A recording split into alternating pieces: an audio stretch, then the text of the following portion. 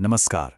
आज हम बात करेंगे एक ऐसी कहानी की, एक ऐसी सच्ची और चौंकाने वाली हकीकत की जो किसी भी फिल्म की स्क्रिप्ट को फीका कर दे। ये कहानी है दस्यु रानी की। सोचिए, एक गांव की औरत एक कस्बे में घुसती है, उन 22 आदमियों को एक लाइन में खड़ा करती है जिन्होंने उसके साथ ज्यादती की थी, और फिर एक-एक कर उन सबको गोली मार देती है। नहीं, ये कोई फिल्मी सीन नहीं है, ये एक भयानक हकीकत है जो इसी देश भारत में घटी थी। तो चलिए इस कहानी की जड़ों तक चलते हैं। सवाल ये उठता है कि आखिर कैसे एक जवान लड़की इतना खौफनाक कदम उठाने पर मजबूर हो गई। इसका जवाब उसकी जिंदगी की शुरुआत में छिपा है। फूलन देवी चंबल के बीहड़ों में एक खौफनाक नाम बनने से बहुत पहले वो बस एक छोटी सी लड़की थी। एक ऐसे परिवार में पैदा हुई जहां गरीबी के सिवा कुछ नहीं था, और बहुत ही छोटी उम्र से उसे वो सब झेलना पड़ा जिसकी हम कल्पना भी नहीं कर सकते। जुल्म, गरीबी और समाज की क्रूरता, एक के बाद एक त्रासदियों ने उसे एक ऐसे मोड़ पर धकेल दिया जहां से वापसी का कोई रास्ता नहीं था। बचपन में ही एक बहुत बड़ी उम्र के आदमी से उसकी शादी कर दी गई। किशोरावस्था में उसे लगातार जुल्म का सामना करना पड़ा और फिर उसे अपने ही घर से निकाल दिया गया। सोचिए, उसकी जिंदगी पूरी तरह से पटरी से उतर चुकी थी।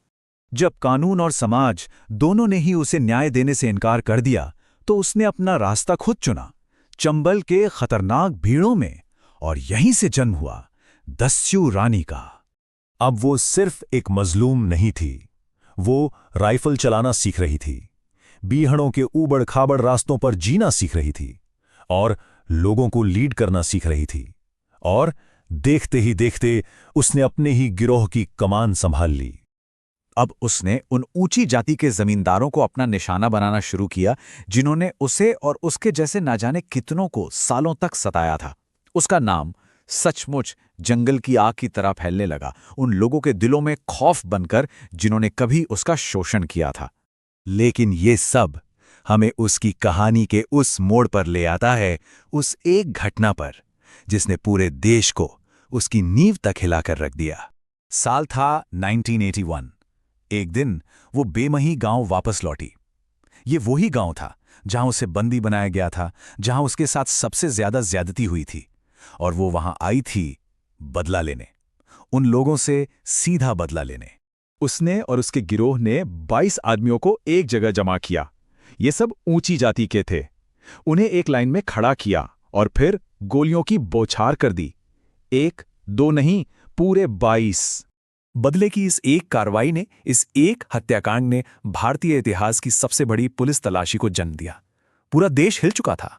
पूरे 2 साल तक वो पुलिस की पकड़ से बाहर रही, उन्हें छकाती रही, और फिर आखिरकार जब उसने सरेंडर किया तो वो भी अपनी शर्तों पर।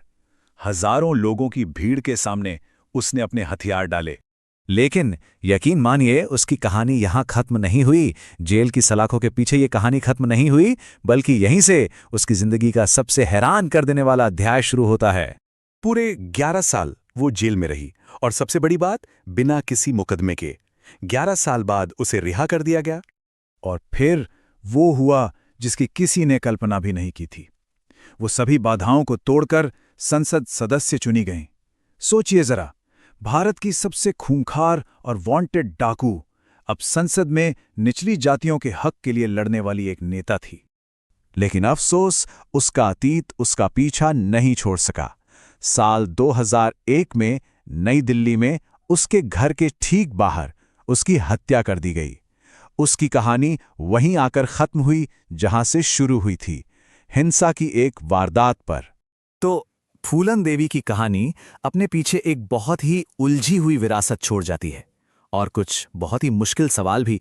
उसे क्या कहा जाए, एक क्रूर अपराधी, या फिर एक टूटे हुए सिस्टम की शिकार जिसने बस उसी तरीके से लड़ाई लड़ी जो वो जानती थी? ये एक ऐसा सवाल है जो शायद हमेशा उसकी कहानी के साथ जुड़ा रहेगा।